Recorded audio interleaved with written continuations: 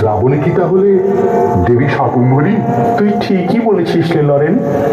মা শাকম্ভরী প্রকৃতিতে প্রাচুর্য আনেন, তারই কৃপায় এই পৃথিবী ভরে ওঠে সবুজ শাক সবজিতে।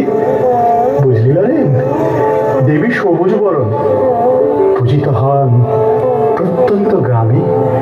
জয় মা শাকম্ভরীর জয়। আচ্ছা ঠাকুর, বলা হয়ে থাকে ভাদ্রে নাকি দেবাদিদেব মহাদেব ও মাতা পার্বতীর মিলন হয়েছিল। শিব পার্বতীর মিলন হয়েছিল বলেই না এই পৃথিবীতে জীবনধারা এখনো বয়ে চলেছে রে। মহাদেব হলেন পুরুষ আর মা পার্বতী হলেন প্রকৃতি। তাই তো এই মাসের আরাধ্যা দেবী মা পার্বতী রে। জয় মা পার্বতী, জয় মা। আশ্বিনে তাহলে দুর্গা দেবী, তাই না ঠাকুর?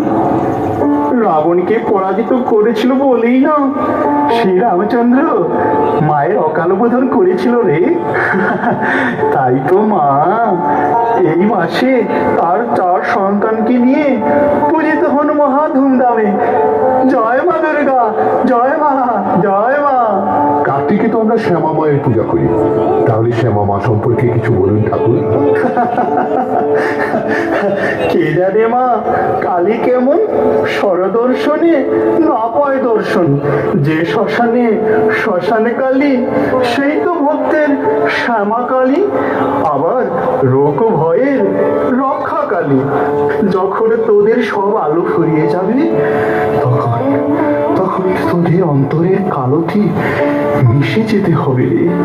তাই কার্তিকের এই অমাবস্যা তিথিতে মা পূজিত হন শ্যামা রূপে। জয় মা শ্যামা, জয় মা শ্যামা। অগ্রায়ণে দেবী জগদ্ধাত্রী। বাহ, জগদ্ধাত্রী, কিছু বলুন ঠাকুর, এই জগদ্ধাত্রী সম্পর্কে কিছু বলুন। তবে শোন লরেন,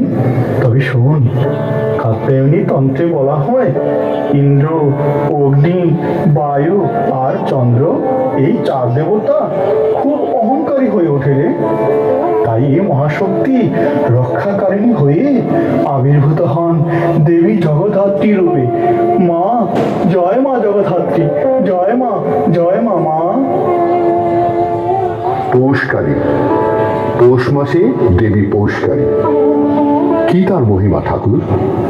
পৌষকালী, আচ্ছা শোন তবে শোন।